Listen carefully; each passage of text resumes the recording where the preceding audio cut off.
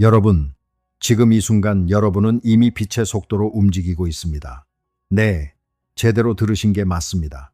지하철 손잡이를 잡고 꾸벅꾸벅 졸고 계셔도 소파에 푹 파묻혀 있어도 마찬가지예요. 다만 그 속도가 전부 공간이 아니라 시간 쪽으로 흐르고 있을 뿐입니다. 이게 무슨 소리냐고요? 오늘 저희 파인만의 길에서 이 이야기를 한번 제대로 파헤쳐 보려고 하는데요. 미리 말씀드릴게요. 빛보다 빠른 우주선을 어떻게 만드느냐? 그런 공학 이야기를 하려는 게 아닙니다. 왜 그 질문 자체가 애초에 말이 안 되는지 그 이유에 대한 이야기예요. 오늘 이 영상이 끝날 때쯤이면 여러분은 빛의 속도를 다시는 속도로 보지 못하게 되실 겁니다. 대신 우주가 그려진 지도 한 장이 눈앞에 펼쳐질 거예요. 그리고 그 지도의 축척이 여러분이 오늘 하루를 살아낸 방식까지 결정하고 있다는 걸 알게 되실 겁니다. 자, 시작해 볼까요? 먼저 우리가 다 같이 믿고 있는 그림 하나를 그려보겠습니다. 아주 익숙한 그림이에요. 상상해 보세요. 여러분은 인류가 만든 가장 강력한 우주선 조종석에 앉아 있습니다. 관측 가능한 우주에 있는 모든 별의 에너지를 전부 끌어모아 연료 탱크에 쏟아부었다고 쳐봅시다. 기술적 한계요? 없습니다. 공학적 골칫거리요? 다 해결됐어요. 딱 몇 분만 무엇이 가능하고 무엇이 불가능한지 잊어버리자고요. 엔진을 뜹니다. 우웅하고 선체가 떨리기 시작하죠. 초속 1km, 100km, 1만 km, 계기판 숫자가 팡팡 튀어오릅니다. 창밖의 별들은 그대로인 것 같은데 우리는 미친 듯이 빨라지고 있어요. 그리고 마침내 그 선에 닿습니다. 1초에 약 30만 킬로미터. 자, 여기서 여러분은 자연스럽게 이렇게 생각하실 거예요. 연료는 아직 남았고 엔진은 멀쩡하고 그러면 조금만 더 밀어붙이면 되는 거 아니야? 엔진만 더 세면 더 빨라지겠지? 지금까지 그래 왔잖아요. 자전거보다 자동차가 빠르고 자동차보다 비행기가 빠르고 비행기보다 로켓이 빠릅니다. 힘을 더 주면 더 빨라진다. 우리는 태어나서 지금까지 단 한 번도 이 규칙이 깨지는 걸 본 적이 없어요. 그러니까 빛의 속도라는 것도 결국 아주 높은 담장 같은 거겠죠. 사다리가 충분히 길기만 하면 넘을 수 있는, 고개가 끄덕여지시죠? 저도 그랬습니다. 게다가 이 그림은 꽤 그럴듯하기까지 합니다. 인류의 역사가 통째로 이 그림을 지지하거든요. 우리는 늘 더 빠른 걸 만들어 왔어요. 걷다가 말을 탔고 말에서 증기기관으로, 증기기관에서 제트 엔진으로, 매번 누군가는 저 벽은 못 넘는다고 했고 매번 우리는 넘었습니다. 음속의 벽도 그랬죠. 못 넘는다고 했지만 넘었잖아요. 그러니 빛의 벽도 시간 문제겠지. 이렇게 생각하는 게 오히려 자연스럽습니다. 저는 이 낙관이 나쁘다고 생각하지 않아요. 그런데 말입니다. 이 그림에는 치명적인 오류가 숨어 있어요. 그것도 아주 깊은 곳에. 문제는 엔진이 아닙니다. 연료도 아니고요. 자연이 심술을 부려서 우리를 막고 있는 것도 아니에요. 문제는 질문 자체에 있습니다. 빛보다 빨리 간다는 말은 북극에 서서 더 북쪽으로 걸어가겠다는 말과 똑같은 종류의 말이거든요. 북극에서 한 발 더 북쪽으로 가는 게 어렵습니까? 아니요. 어려운 게 아닙니다. 그 문장에 뜻이 없는 겁니다. 그게 전부입니다. 파인만이라면 아마 이렇게 말했을 겁니다. 답이 이상하게 나오면 계산을 의심하지 말고 네가 아무 생각 없이 깔고 들어간 전제를 의심해 보라고요. 그는 무언가를 대충 뭉개서 아는 척하는 걸 정말 싫어했거든요. 그래서 우리도 오늘 물리학자처럼 이 문제를 꼼꼼하게 따져볼 겁니다. 우리가 깔고 있던 전제가 뭔지부터요. 우리가 물리학자처럼 이 문제를 꼼꼼하게 따져본다면 출발점은 딱 하나입니다. 100년이 넘도록 수천 번 검증됐는데도 여전히 무슨 오류처럼 느껴지는 사실 하나요. 빛의 속도는 누가 재든 항상 똑같다는 겁니다. 빛을 내는 물체가 나에게 달려오든 도망가든 상관없어요. 내가 초속 1000km로 날아가는 중이든 아니든 그것도 상관없습니다. 모든 관찰자가 언제나 똑같은 값을 얻습니다. 처음 들으면 뭐 그럴 수도 있지 싶으실 텐데요. 아니에요. 이건 정말이지 너무나도 기묘합니다. 왜냐고요? 이런 상황을 생각해 보세요. 여러분이 지하철 승강장에 서 있습니다. 열차가 들어오고 있어요. 그 안에서 누가 진행 방향으로 야구공을 휙 던집니다. 승강장에 선 여러분이 볼 때 그 공의 속도는 당연히 열차 속도 더하기 공 속도죠. 초등학생도 압니다. 우리는 그런 세상에서 살아요. 자, 이제 공을 손전등으로 바꿉니다. 그리고 열차 속도를 빛의 속도의 절반으로 올려볼게요. 승객이 스위치를 딸깍 탭니다. 빗줄기가 뻗어나가죠. 상식대로라면 그 빛은 열차 속도만큼 더 빨라야 합니다. 그런데 안 그래요. 단 한 번의 예외도 없이 여러분은 그 빛을 초속 30만 킬로미터로 측정합니다. 더한 만큼이 그냥 사라진 겁니다. 도대체 어디로 갔을까요? 잠깐 여기서 한 발짝 물러서 볼까요? 저는 이 대목이 이 이야기 전체에서 가장 불편한 지점이라고 생각합니다. 왜냐하면 이건 실험 결과 하나가 이상하다는 수준이 아니거든요.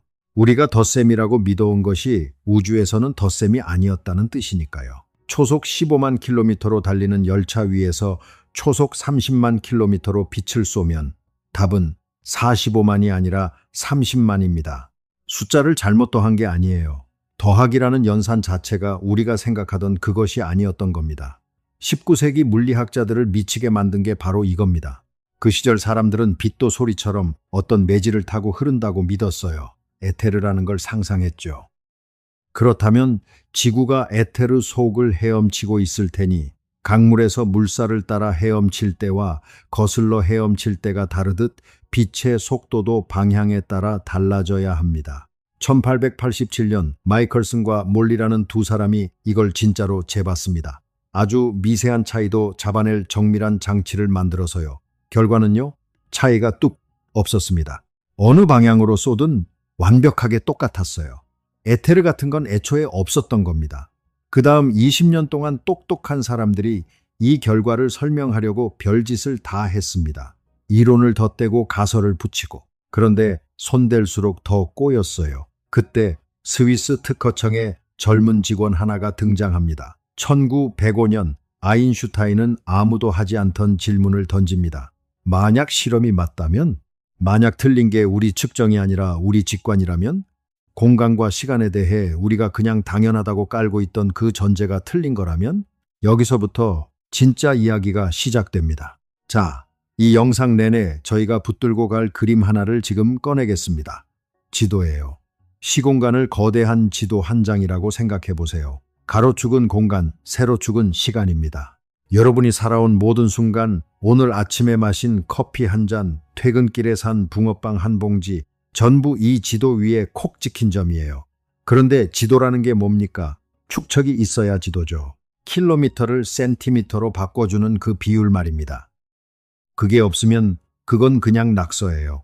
시공간이라는 지도에서는 시간이라는 축과 공간이라는 축을 하나의 지도 위에 얹으려면 초를 킬로미터로 번역해줄 축척이 반드시 있어야 합니다. 그 축척이 뭐냐고요? 초속 30만 킬로미터. 네, 빛의 속도입니다. 축척이라는 말이 좀 딱딱하죠? 이렇게 생각해 보세요. 지하철 노선도를 펼쳐놓고 누가 여러분에게 여기서 저기까지 얼마냐고 묻습니다. 그런데 노선도에 축척이 없다면요. 손가락 두 마디가 두 정거장인지 200km인지 알 방법이 없어요. 그 종이는 지도가 아니라 그냥 그림입니다. 시공간도 똑같아요. 초와 킬로미터를 서로 번역해줄 비율이 없으면 시간과 공간을 한 장에 그린다는 말 자체가 성립하지 않습니다. 이게 오늘의 핵심입니다. 빛의 속도는 우주 어딘가에 박아놓은 속도 제한 표지판이 아니에요. 지도의 축척입니다. 지도를 지도이게 만드는 그 숫자예요. 이걸 한번 가만히 음미해 보세요. 표지판은 뜯어낼 수 있습니다. 하지만 축척을 뜯어내면 지도 자체가 사라져요. 자, 이제 첫 번째 질문을 던져봅시다. 왜 우리는 아무리 세게 밀어도 그 선에 닿지 못할까요? 직관적으로는 답이 뻔해 보입니다. 물체가 무거워져서겠지. 빨리 가면 질량이 늘어나서 밀기가 힘들어지는 거겠지. 실제로 이렇게 설명하는 책도 많아요. 그런데 여기 숨어있는 전제가 하나 있습니다. 속도를 올린다는 게 무언가를 더 빨리 밀어내는 일이라는 전제요. 물리학으로 다시 지어볼까요? 지도 위에서 여러분이 하는 일은 미는 게 아니라 방향을 트는 겁니다. 아까 제가 여러분이 이미 빛의 속도로 움직이고 있다고 했죠. 이 지도 위에서 모든 것은 언제나 정확히 같은 크기의 속도로 움직입니다. 다만 그 화살표가 어디를 향하느냐가 다를 뿐이에요.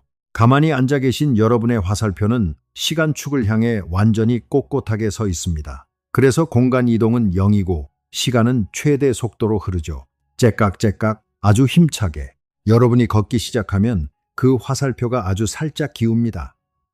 공간 쪽으로 조금 넘어간 만큼 시간 쪽 몫이 줄어들어요. 지하철을 타면 조금 더 기울고 비행기를 타면 조금 더 기울죠. 그러니까 빨리 움직이는 사람의 시계가 느려지는 건 마법이 아닙니다. 예산이 정해져 있는데 공간 쪽에 더 썼으니 시간 쪽에서 뺀 거예요. 전제는 이거고 화살표 길이가 고정돼 있기 때문에. 그래서 공간과 시간이 서로 뺏어가고 결과적으로 빨리 가는 사람은 천천히 늙습니다. 그럼 빛의 속도는요? 화살표를 90도 완전히 공간 쪽으로 눕혀버린 상태입니다. 시간 쪽 몫이 0이 되는 거예요. 그 너머는요?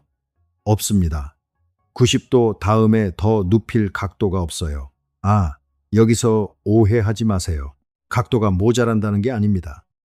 91도로 눕히려는 순간 그건 더 이상 이 지도 위의 화살표가 아니게 되는 겁니다. 이 기울기가 실제로 얼마나 무서운지 숫자로 한번 볼까요? 낮은 속도에서는 기울어짐이 거의 0입니다.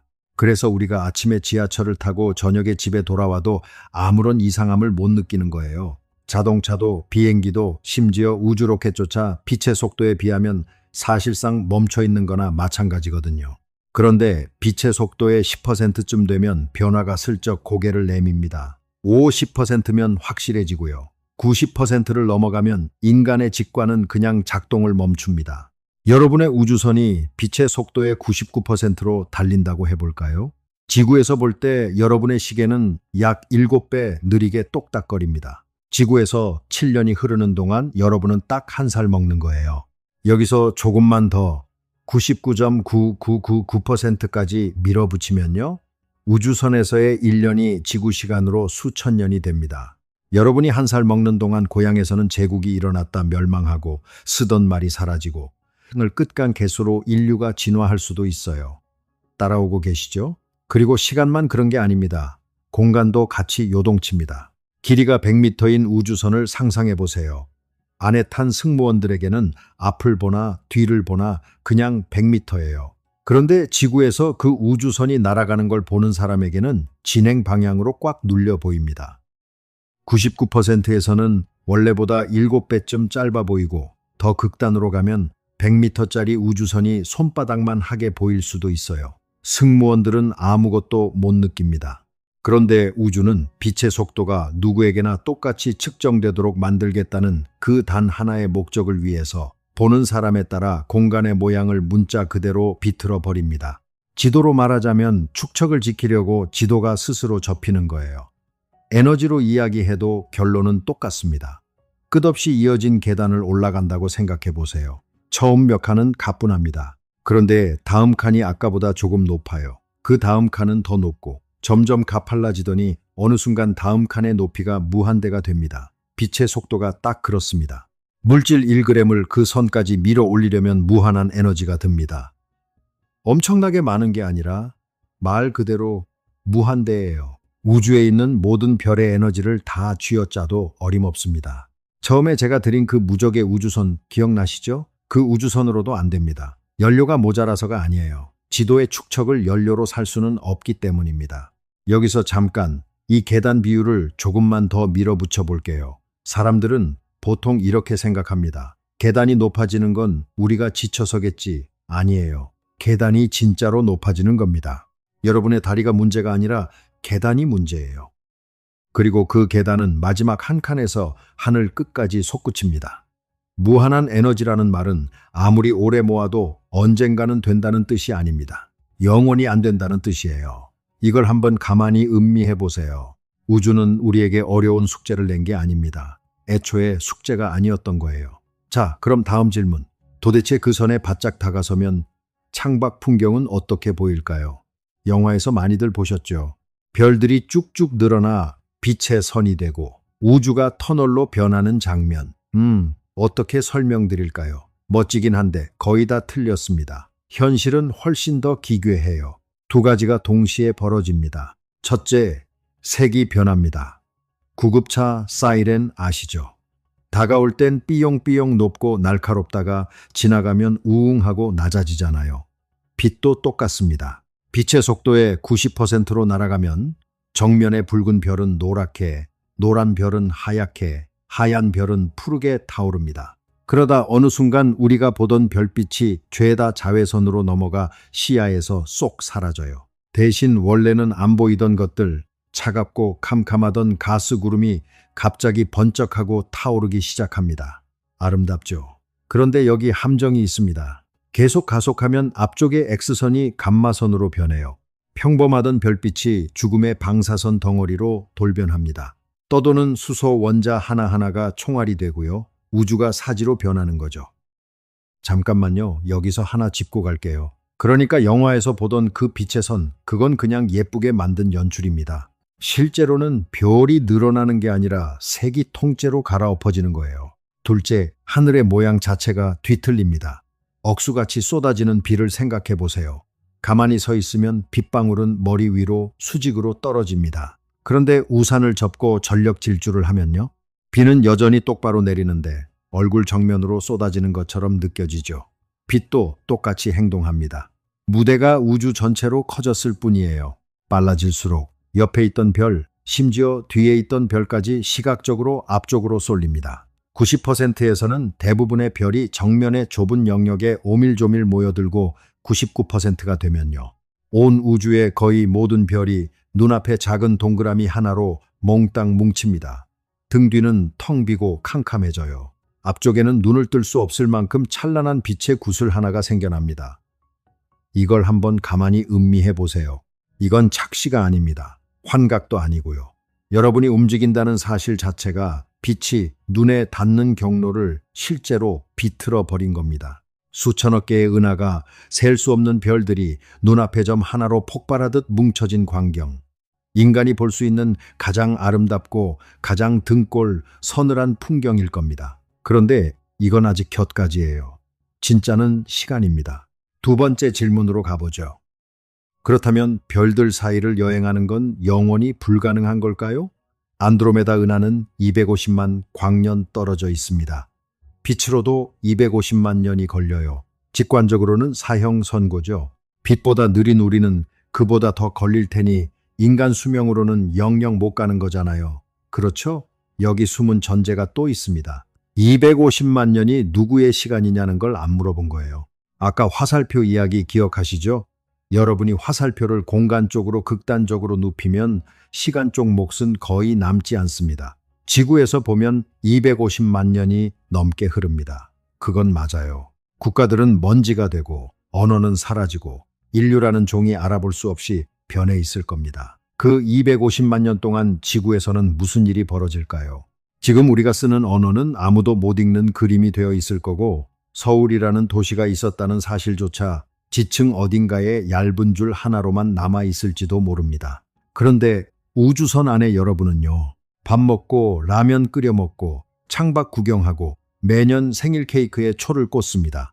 그렇게 30번쯤 초를 불고 나면 창밖에 안드로메다가 나타나요. 여러분에겐 30년이 흐른 겁니다. 물론 그런 우주선을 만들 방법은 지금 인류에게 없습니다. 이건 현재 물리학이 말해줄 수 있는 범위 안에서 원리적으로 그렇다는 이야기예요. 여기서 자연스럽게 이런 의문이 드실 거예요. 잠깐만요. 그럼 우주선 안에 사람이 볼 땐 뭐가 어떻게 된 거죠? 그 사람 시계는 정상으로 흐르는데 30년 만에 250만 광년을 갔으면 그건 빛보다 빠른 거 아닌가요? 아주 좋은 질문입니다. 그리고 여기에 숨은 전제가 하나 더 있어요. 거리가 고정돼 있다는 전제요. 아까 우주선이 눌려 보인다고 했죠? 우주선 입장에서 보면 눌린 건 우주선이 아니라 우주입니다. 앞에 놓인 250만 광년이라는 거리 자체가 확 쪼그라들어 있어요. 우주선 안에 여러분에게는 안드로메다가 그냥 훨씬 가까운 겁니다. 그래서 30년이면 닿는 거고 그 짧아진 거리를 30년으로 나눠보면요. 네, 빛의 속도보다 느립니다. 어느 쪽에서 보든 그 선은 지켜집니다. 우주는 절대 자기 규칙을 어기지 않아요. 이건 정말이지 너무나도 기묘합니다. 지구에 있는 사람은 시간이 늘어났다고 하고 우주선에 탄 사람은 거리가 줄었다고 합니다. 둘 다 맞아요. 둘 다 자기 지도를 정확하게 읽은 거니까요. 파인만이 좋아했을 지점이 바로 여기입니다. 법칙을 어긴 게 하나도 없어요. 빛보다 빨리 간 적도 없습니다. 그저 지도 위에서 화살표를 눕혔을 뿐이에요. 속도로 우주를 정복한 게 아니라 시간을 접어서 우주에 닿은 겁니다. 이걸 한번 가만히 음미해 보세요. 우주는 우리에게 문을 잠근 게 아니라 우리가 상상도 못한 다른 문을 열어둔 거예요. 그럼 이런 생각이 드실 겁니다. 시간이 저렇게 고무줄인데 빈틈이 정말 하나도 없을까? 어딘가 개구멍 하나쯤은 있지 않을까? 세 번째 질문입니다. 빛보다 빨라 보이는 것들이 실제로 있거든요. 세 개만 불러오죠. 첫 번째, 양자 터널링. 콘크리트 벽 앞에서 공을 던지면 튕겨 나오죠. 그런데 아주 작은 세계로 내려가면 입자는 단단한 구슬이 아니라 확률의 파동이 됩니다. 넘어갈 에너지가 없는데도 전자가 스르륵 벽을 스며들어 반대편에 나타나요. 공상과학이 아닙니다. 지금 여러분 주머니 속 스마트폰 반도체가 이걸로 굴러가고 태양이 타오르는 것도 이 효과 덕분이에요. 그런데 실험을 해보니 이 통과 시간이 빛보다 빠른 것처럼 나왔습니다. 학계가 벌집을 쑤신 듯 뒤집혔죠. 드디어 개구멍을 찾은 걸까요? 아니었습니다. 여기가 중요합니다. 우리가 탱건 정보가 전달되는 속도가 아니었어요.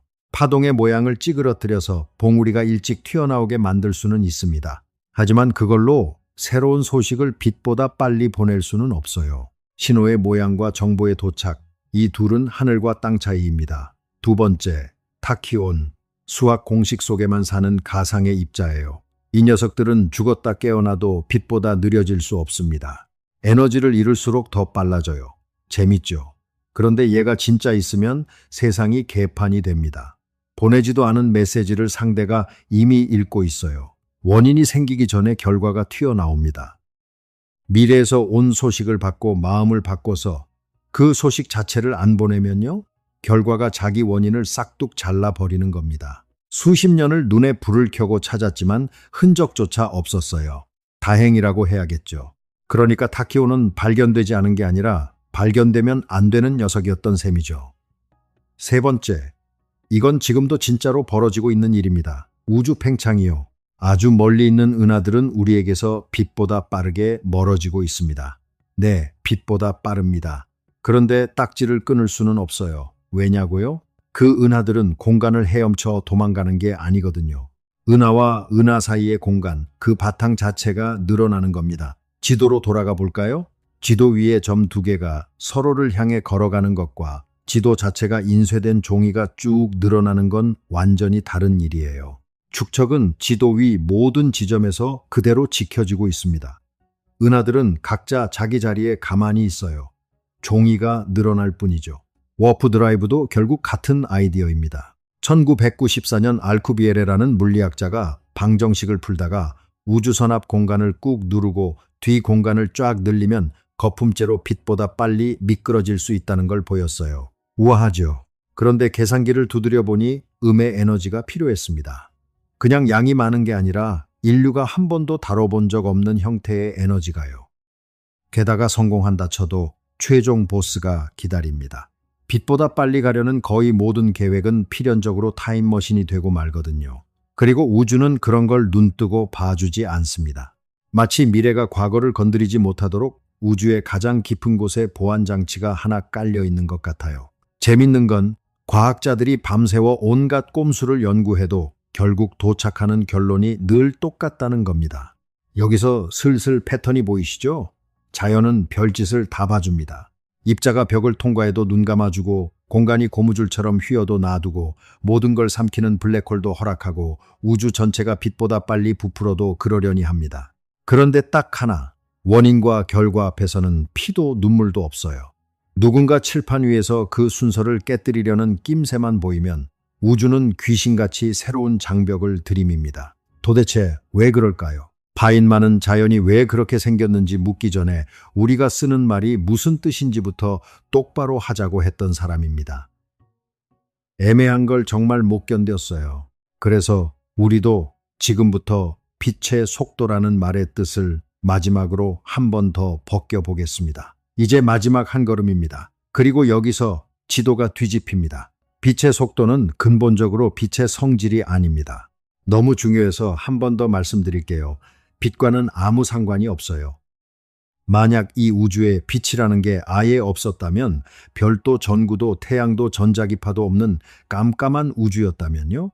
그래도 원인과 결과가 퍼져나갈 수 있는 최대 속도는 여전히 그 자리에 있었을 겁니다. 우리는 그저 광자라는 녀석이 우연히 그 최고 속도로 달리고 있었기 때문에 그걸 먼저 눈치챘을 뿐이에요. 그래서 이름이 빛의 속도가 된 겁니다. 이름만 그런 거예요. 여기서 관점을 완전히 뒤집어 보겠습니다. 지금까지 우리는 빛의 속도를 한계선으로 봤습니다. 우리를 가두는 벽이라고요. 그런데 아니에요. 이건 벽이 아니라 지도의 축척이고, 축척이란 건 무언가를 금지하는 게 아니라 무언가를 존재하게 만드는 겁니다. 이렇게 생각해 보세요. 지금 이 순간 여러분 발밑에서 한 사건이 일어났다고 칩시다. 그 점에서 온갖 신호가 사방으로 부풀어 오릅니다. 이걸 지도 위에 그리면 아이스크림 콘 같은 원뿔이 그려져요. 원뿔 안쪽은 여러분과 인과로 이어질 수 있는 구역입니다. 바깥쪽은 아직 여러분과 아무 상관없는 구역이고요. 그 원뿔에 벌어지는 각도를 정하는 게 바로 축척입니다. 여러분의 지금 이 순간이 우주의 어느 부분과 손을 잡을 수 있는지를 정해주는 거예요. 만약 축척이 무한대였다면 어땠을까요? 원뿔이 완전히 납작해져서 우주 전체를 덮어버립니다. 모든 사건이 대기 시간 0초로 서로 영향을 주고받아요. 온 우주가 하나의 절대적인 현재를 째깍째깍 함께 살게 됩니다. 뉴턴이 상상했던 세상이 딱 이랬죠. 그런데 잘 생각해 보세요. 그런 우주에는 이전과 이후가 없습니다. 모든 게 동시에 일어나니까요. 이야기가 없어요. 원인이 결과보다 먼저 온다는 그 단순한 질서가 없다면 아침에 일어나 커피를 내리고 출근을 하고 저녁에 집으로 돌아오는 그 순서 자체가 성립하지 않습니다. 기억이란 것도 없고요. 이해되시죠? 빛의 속도가 유한하기 때문에 시간이라는 게 존재하는 겁니다. 여러분의 어제가 오늘보다 앞에 있는 이유, 엘리베이터 버튼을 누른 다음에 문이 열리는 이유, 여러분이 지금 이 문장을 앞에서부터 듣고 계신 이유, 전부 그 축척이 무한대가 아니기 때문이에요. 그러니까 이건 한계가 아니었습니다. 우리를 가둔 족쇄가 아니라 우리가 이야기를 가진 존재로 살 수 있게 해주는 조건이었어요. 우주가 우리에게 인색했던 게 아니라 우리에게 시간이라는 걸 선물한 거였습니다. 물론 이건 현재 과학이 말해줄 수 있는 범위 안에서의 이야기입니다. 빅뱅 직후 그 짧은 찰나에는 축척이 지금과 달랐을지도 모른다는 진지한 가설도 있어요. 양자 역학과 일반 상대성 이론을 한자리에 앉히면 아직도 방정식이 비명을 지르고요. 다음 대혁명은 아마 거기서 시작될 겁니다. 파인만이라면 여기서 이렇게 덧붙였을 것 같아요. 모른다는 걸 정확히 아는 것도 아는 것이라고요. 여기서 하나만 더 말씀드리고 싶은 게 있습니다. 20세기가 쏟아낸 그 많은 발견 중에서도 저는 이게 가장 아름답다고 생각하는데요. 상대성 원리입니다. 내용은 어처구니 없을 만큼 단순해요. 이 우주에는 특별 대우를 받는 관찰자가 없다는 겁니다. 세상의 중심 같은 건 없고 우주 전체를 기준으로 내가 멈춰 있다고 우길 수 있는 절대적인 장소도 없어요. 우주를 떠도는 그 누구라도 자기가 중심에 가만히 있다고 당당하게 주장할 권리가 있습니다.